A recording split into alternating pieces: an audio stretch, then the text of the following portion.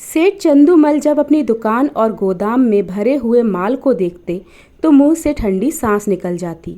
यह माल कैसे बिकेगा? बैंक का सूद बढ़ रहा है, दुकान का किराया चढ़ रहा है, कर्मचारियों का वेतन बाकी पड़ता जाता है। ये सभी रकमें अपनी गांठ से देनी पड़ेंगी। अगर कुछ दिन यही हाल रहा तो दिवाला निकलने के सिवा और किसी तरह जान ना बचेगी। तिस पर भी धरने वाले नित्य सर पर शैतान की तरह सवार रहते हैं। सेठ चंदूमल की दुकान चांदनी चौक दिल्ली में थी। मुफस्सिल में भी कई दुकानें थीं। जब शहर कांग्रेस कमेटी ने उनसे विलायती कपड़े की खरीद और बिक्री के विषय में प्रतीक्षा करानी चाहिए तो उन्होंने कुछ ध्यान न दिया। बाजार के कई आड़तियों ने उनकी देखा देखी प्रतिज्ञा पत्र पर हस्ताक्षर करने से इनकार कर दिया। चंदूमल को जो नेटवर्क कभी नहीं नसीब हुआ था वह इस अवसर पर बिना हाथ पैर हिलाए ही मिल गया था। वे सरकार के खैरख्वाह थे। साहब बहादुरों को समय समय पर डालियां नजर देते थे। पुलिस से भी घनिष्ठता थी। म्यूनसिपैलिटी के सदस्य भी थे। कांग्रेस के व्यापारिक कार्यक्रम का विरोध करके अमन सभा के कोषाध्यक्ष बन बैठे। यह इसी तरह खैरख्वाही की बरकत थी। युवराज का स्वागत करने के लिए अधिकारियों ने उनसे 25,000 के कपड़े खरीदे। ऐसा सामर्थी पुरुष कांग्रेस से क्यों डरे? कांग्रेस है किस खेत की मूली? पुलिस वालों ने भी बढ़ावा दिया। मुआहिदे पर हरगिज दस्तखत ना कीजिएगा। देखें ये लोग क्या करते हैं। एक एक को जेल ना भिजवा दिया तो कहिएगा। लाला जी के हौसले बढ़े। उन्होंने कांग्रेस से लड़ने की ठान ली।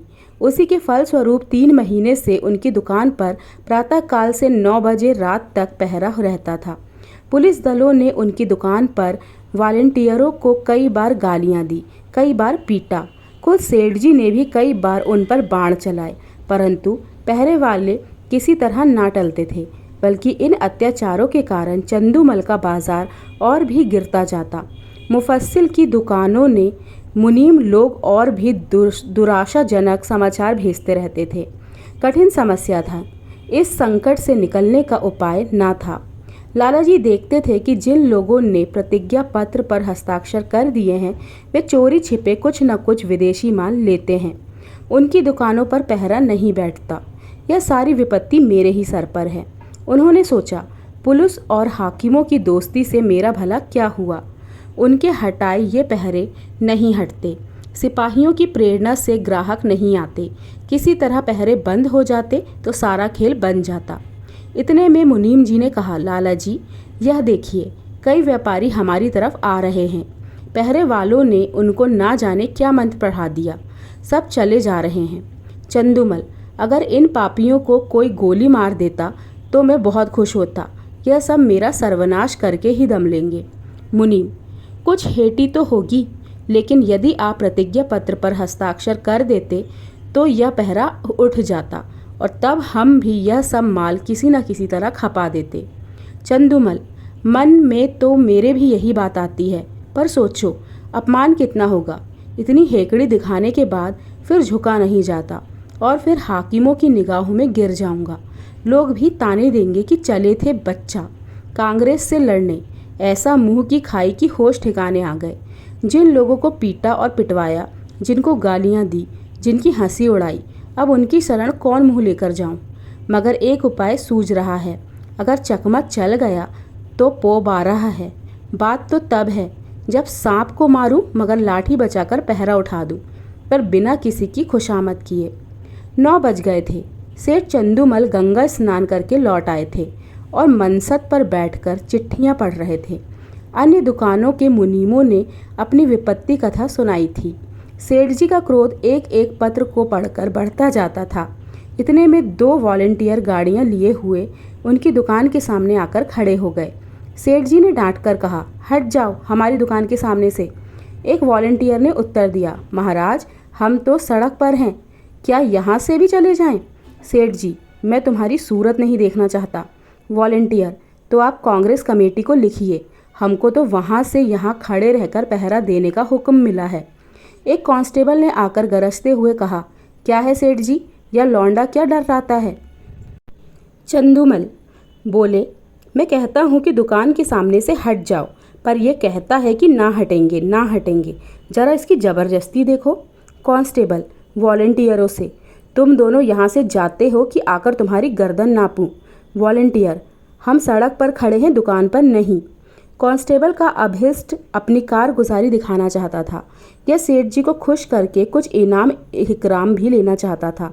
उसने वॉलंटियरों को अपशब्द कहे और जब उन्होंने उसकी कुछ परवाह ना की तो एक वॉलंटियर को इतनी जोर से धक्का दिया कि वह बेचारा मुंह के बल जमीन पर गिर पड़ा। कई वॉलंटियर इधर उधर से आकर जमा हो गए। कई सिपाही भी आ पहुंचे। दर्शक वृंद को ऐसी घटनाओं में मजा आता ही है। उनकी भीड़ लग गई। किसी ने हाँक लगाई, महात्मा गांधी की जय। औरों ने भी उसके सुर में सुर मिलाया। देखते देखते एक जन समूह एकत्रित हो गया। एक दर्शक ने कहा, क्या है लाला चंदूमल, अपनी दुकान के सामने इन गरीबों की दुर्गति करा रहे हो और तुम्हें जरा भी लज्जा नहीं आती? कुछ भगवान का भी डर है या नहीं? सेठ जी ने कृत्रिम कोमलता से कहा, मुझसे कसम ले लो जो मैंने किसी सिपाही से कुछ कहा हो। ये लोग अनायास बेचारों के पीछे पड़ गए, मुझे सैंत में बदनाम करते हैं। एक सिपाही, लाला जी, आप ही ने तो कहा था कि ये दोनों वॉलंटियर मेरे ग्राहकों को छेड़ रहे हैं, अब आप निकलने जाते हैं। चंदूमल, बिल्कुल झूठ, सरासर झूठ, 16 आना झूठ। तुम लोग अपनी कारगुजारी की धुन में इतने उलझ पड़े। ये बेचारे तो दुकान से बहुत दूर खड़े थे, ना किसी से बोलते थे ना चालते थे। तुमने ज़बरदस्ती ही इन्हें गर्दन देनी शुरू कर दी। मुझे अपना सौदा बेचना है कि किसी से लड़ना है? दूसरा सिपाही, लाला जी हो बड़े होशियार, मुझसे आग लगवाकर आप अलग हो गए। तुम ना कहते तो हमें क्या पड़ी थी कि इन लोगों को धक्के देते। दरोगा जी ने भी हमको ताकीद कर दी थी कि सेठ चंदूमल की दुकान का विशेष ध्यान रखना है, वहाँ कोई वॉलंटियर ना आए। तब हम लोग आए थे। तुम फरियाद ना करते तो दरोगा जी हमारी तैनाती ही क्यों करते? चंदूमल, दरोगा जी को अपनी कारगुजारी दिखानी होगी, मैं उनके पास क्यों फरियाद ले करने जाता? सभी लोग कांग्रेस के दुश्मन हो रहे हैं, थाने वाले तो उनके नाम से ही जलते हैं। बताओ तो सही, क्या मैं शिकायत करता तभी तुम्हारी तैनाती करते? इतने में किसी ने थाने में इत्तला कर दी कि चंदूमल की दुकान पर कांस्टेबलों और वॉलंटियरों में मारपीट हो गई है। कांग्रेस के दफ्तर में भी खबर पहुंची। जरा देर में मय सशस्त्र पुलिस के थानेदार और इंस्पेक्टर साहब आ पहुंचे। उधर कांग्रेस के कर्मचारी भी दल बल सहित दौड़े। समूह और बड़ा, बार बार जयकार की ध्वनि उठने लगी। कांग्रेस और पुलिस के नेताओं में वाद विवाद होने लगा। परिणाम यह हुआ कि पुलिस वालों ने दोनों को हिरासत में ले लिया और थाने की ओर चले। पुलिस अधिकारियों के जाने के बाद सेठ जी ने कांग्रेस के प्रधान से कहा, आज मुझे मालूम हुआ कि ये लोग वॉलंटियरों पर इतना घोर अत्याचार करते हैं। प्रधान, तब तो 2 वॉलंटियरों का फंसना व्यर्थ नहीं हुआ। इस विषय में अब तो आपको कोई शंका नहीं है कि हम कितने लड़ाकू, कितने द्रोही और कितने शांति भंगकारी हैं। यह तो आपको खूब मालूम हो गया होगा। चंदूमल, जी हाँ, मालूम हो गया। प्रधान, आपकी शहादत तो अवश्य ही होगी। चंदूमल, होगी तो मैं भी साफ साफ कह दूंगा, चाहे बने या बिगड़े। पुलिस की सख्ती अब नहीं देखी जाती। मैं भी भ्रम में पड़ा हुआ था। मंत्री, पुलिस वाले आपको दबाएंगे बहुत। चंदूमल, एक नहीं 100 दबाए पड़े, मैं झूठ कभी ना बोलूँगा। सरकार उस दरबार में साथ ना जाएगी। मंत्री, अब तो हमारी लाज आपके हाथ है। चंदूमल, मुझे आप देश का द्रोही ना बना पाएंगे। यहाँ से प्रधान और मंत्री तथा अन्य पदाधिकारी चले तो अमंत्री जी ने कहा, आदमी सच्चा जान पड़ता है। प्रधान संदिग्ध भाव से, कल तक आपकी सिद्ध हो जाएगी। शाम को पुलिस इंस्पेक्टर ने लाला चंदूमल को थाने में बुलाया और कहा, आपको शहादत देनी होगी, हम आपकी तरफ से बेफिक्र हैं। चंदूमल बोले, हाजिर हूँ। इंस्पेक्टर, वॉलंटियरों ने कांस्टेबलों को गालियाँ दी। चंदूमल, मैंने नहीं सुनी। इंस्पेक्टर, सुनी या ना सुनी यह बहस नहीं है। आपको यह कहना होगा कि वह सब खरीदारों को धक्के देकर हटा रहे थे, हाथापाई करते थे, मारने की धमकी देते थे। ये सभी बातें कहने होंगी। दरोगा जी, वह बयान लाइए जो मैंने सेठ जी के लिए लिखवाया है। चंदूमल, मुझसे अदालत में झूठ ना बोला जाएगा। हजारों जानने वाले अदालत में होंगे, किस किस से मुँह छिपाऊंगा, कहीं निकलने को जगह भी चाहिए। इंस्पेक्टर, ये सब बातें निज के मामलों के लिए हैं। पॉलिटिकल मामलों में झूठ, सच, शर्म और हया किसी का भी ख्याल नहीं किया जाता। चंदूमल, मुंह में कालिख लग जाएगी। इंस्पेक्टर, सरकार की निगाह में इज्जत चौगुनी हो जाएगी। चंदूमल, जी नहीं, मैं गवाही ना दे सकूँगा, कोई और गवाह बना लीजिए। इंस्पेक्टर, याद रखिए यह इज्जत खाक में मिल जाएगी। चंदूमल, मिल जाए, मजबूरी है। इंस्पेक्टर, अमन सभा के कोषाध्यक्ष का पद छिन जाएगा। चंदूमल, उससे कौन रोटियां चलती हैं। इंस्पेक्टर, बंदूक का लाइसेंस छिल जाएगा। चंदूमल, छिन जाए बला से। इंस्पेक्टर, इनकम टैक्स की जांच फिर से होगी। चंदूमल, जरूर कराइए, यह तो मेरे मन की बात हुई। इंस्पेक्टर, बैठने को कुर्सी ना मिलेगी। चंदूमल, कुर्सी लेकर चाटूं, दिवाला तो निकला जा रहा है। इंस्पेक्टर, अच्छी बात है, तशरीफ़ ले जाइए, कभी तो आप पुलिस के पाँव में ज़रूर आएंगे। दूसरे दिन इसी समय कांग्रेस के दफ्तर में कल के लिए कार्यक्रम निश्चित किया जा रहा था। प्रधान ने कहा, सेठ चंदूमल की दुकान पर धरना देने के लिए 2 स्वयंसेवक भेजिए। मंत्री, प्रधान जी, मेरे विचार से वहां अब धरना देने का कोई ज़रूरत नहीं है।